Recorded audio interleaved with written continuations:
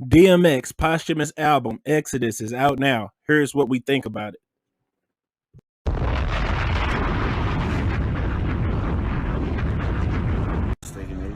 What is steak and eggs? It is not a game. Meal, steak and eggs. Steak and eggs. Steak and egg.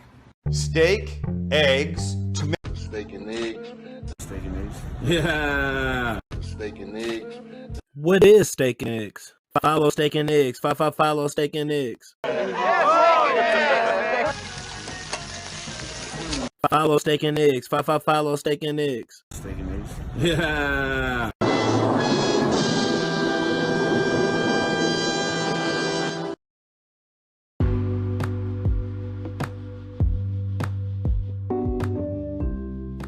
Welcome back to Steak and Eggs, man. How y'all doing out there, man? It's been a while. I haven't chopped it up with y'all in so long, man, but I've been missing it.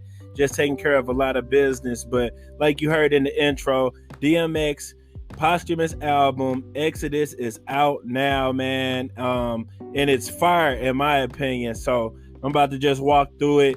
From the intro, that's my dog with the locks, you know what I'm saying? Just getting that whole entire Rough Riders feel, influence. You can just hear Swizz Beatz' entire influence on the entire album, and that's what I really like about it, because Swizz said that the album was going to be called It's Dark and Hell is Hot Again, and that's kind of like the vibe that I was going through with the album, you know what I'm saying? Like where it kind of does have those old DMX type of vibes to it, especially in the earlier part of the album when it's just head knock, banger after banger. You know, and like I said, you hearing that Swizz Beatz influence on all of the production, and just hearing him in the background with the what's and doing the hooks and everything like that. Just that entire old Rough Riders feel, man, that made us fall in love with what Rough Riders do. And on the intro, man, just to hear the locks just lace those verses, just, you know, just traditionally how the locks get down and stuff like that. And so I thought that was an ill and perfect way to open up the entire album. Now, my biggest gripe with the album, as much as I love the album, is when you get to Bath Salts. And, you know, Bath Salts was a song that had been previewed almost 5 years ago when Swizz and Just Blaze had their battle on Hot 97. And the Steak and Eggs Twitter page actually just got suspended for posting that video in remembrance of saying, like, yo, they really need to drop this song, because you thought that Swizz would have dropped the actual track on his last album that had the songs with Young Thug and French Montana and Nas, Echo, and all those. Like, that album was hard, but I felt like that album was missing the Bath Salt songs, because Swizz had previously previewed the song. And if you remember the video, just seeing Busta Rhymes' face just like going crazy, and so, like, you know, a lot of us fans have been waiting for years to finally hear the song, and I just felt like that song didn't really get that chance to be taken advantage of, because just imagine if they would have dropped that song years ago and we would have been able to get the video, you know what I'm saying, really been able to allow that song to really take over the airwaves. I felt like that song had the potential to be a platinum single years ago, because when's the last time have we ever heard Nas, Jay-Z, DMX on a song together? And the original version of Bath Salts had a verse from Jadakiss on there and stuff like that. So we never heard all four of those guys be on the song together, just as hip-hop heavyweights, the kings of hip-hop, especially for NYC and for what we fell in love with hip-hop for, you know what I'm saying? And especially when it comes down to Rockefeller, Rough Riders, you know, Ill Will back in those days and stuff like that. So when we first heard the song years ago, it blew people's minds, but the song never got released. And so when we made the post a few weeks ago, almost a month ago, saying that, you know, this song deserves to be played, I feel like the fans were missing that song and stuff like that, they actually decided to put the song on this album. And, you know, we got flagged for it on some copyright stuff, but that's neither here nor there. I'm just happy that we finally got the song, and I love the song, but I do wish that the song still had the hook, and I still wish that it had Jadakiss's verse on there, but I feel like they took Jadakiss's verse off because of the fact that Kiss was already on the first song, That's My Dog, with the locks and stuff like that. But I would have rather they kept Jadakiss's verse on there, because Jadakiss's verse sounded, man, ridiculous when Swiss first played it. And they changed up stuff, like, because Swiss said that the song was actually an original Nas song, and so that's why they just like changed it up. But I love how Nas came on saying this the bath sauce song, everybody act like zombies when it's coming on, you know what I'm saying? But they took that part off. They took the hook with this that street shit, nigga, fuck that weak shit. They took that off too. And so I wish that they probably would have just kept it like that. And that's just really like the smallest gripe I have with the album in general, you know, because like I said, I fell in love with the song when Swiss first played it, you know, and me and the homies were just talking about like, yo, they gotta drop this song, you know what I'm saying? And it's, like I said, it's been almost 5 years, and so to get flagged for it because they finally decided to put the song out, you know, that was whack. But at the same time, I'm just appreciative as a fan that we all get to appreciate that song and to hear, you know, Nas, Jay-Z, and DMX on a song for once, and the song is just a banger,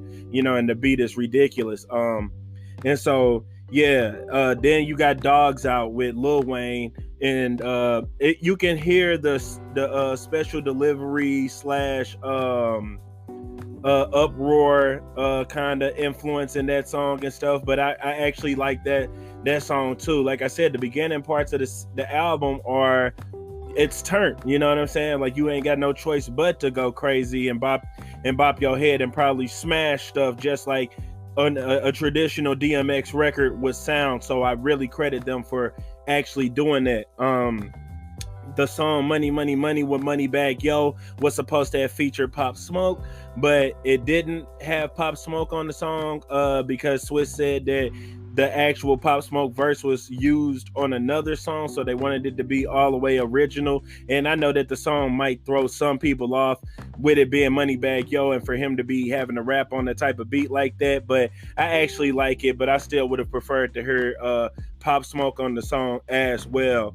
Hold Me Down with Alicia Keys is just like a traditional DMX record when he gets deep and he starts talking about real life situations and really pulling himself out of turmoil. And you know, one thing I always just loved about DMX, man, just as how much of a hard exterior he has, he's never been afraid to be vulnerable. And I know for a lot of rappers, and especially just like black men in general, we try to have like a major like male bravado and ego to ourselves.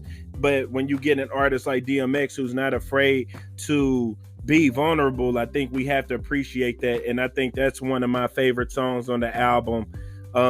Skyscrapers with Bono, which had originally had Kanye West on the record as well, but that's a banger too, to hear DMX and Bono on the song. But like I said, the original version had Kanye on the song as well, and that was just as much of a banger as this version is, but it's still a good record.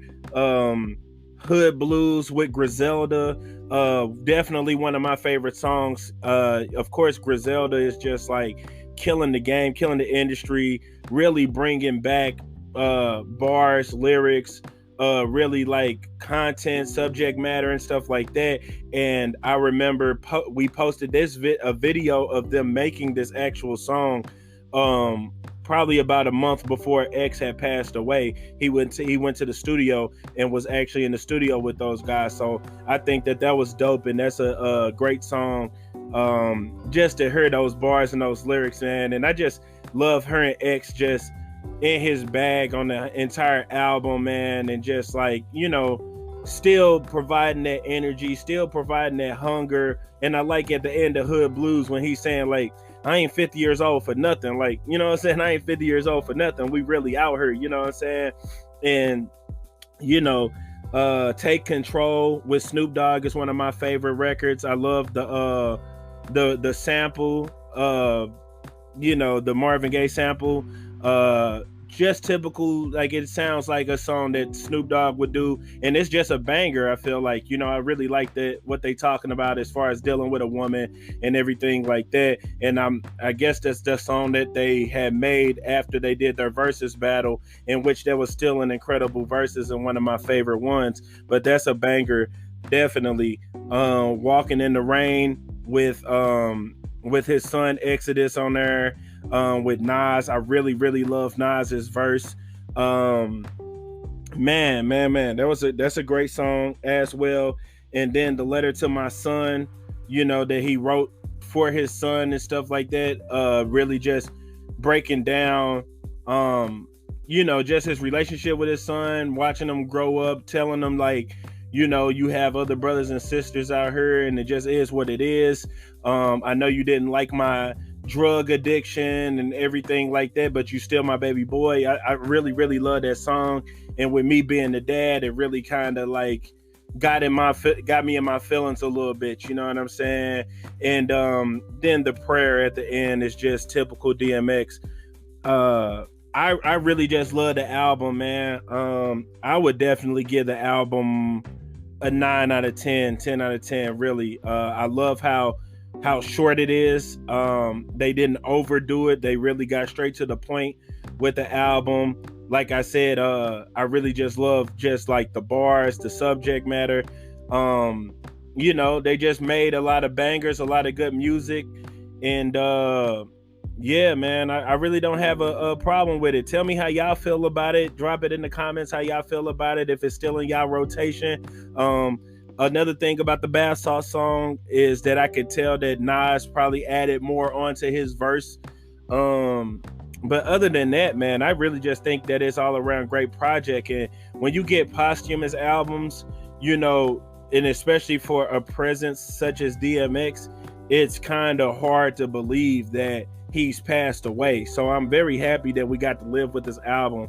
And I know that there's more DMX music out there somewhere that eventually they'll, probably put out. But for this to be an album to, come out after his death, I just really feel like this is one of the better posthumous albums that I've ever heard. And that, it could be my bias just of being a DMX fan, but I'm also just a fan of hip hop in general and of music in general. And I really feel like they did a good job with this album. And yeah, man. So, that's my DMX album review, man, of Exodus, man. If you haven't listened to it yet, go stream that. Go check it out. My brother and I talked about it. Me and the homies talked about it, and we all love it. And yeah, man, I don't have any big major issues with it or problems with it, man. It's an all-around solid project that I feel like will live on forever in remembrance of X. RIP DMX, long live DMX, Rough Riders for life, man. And we out.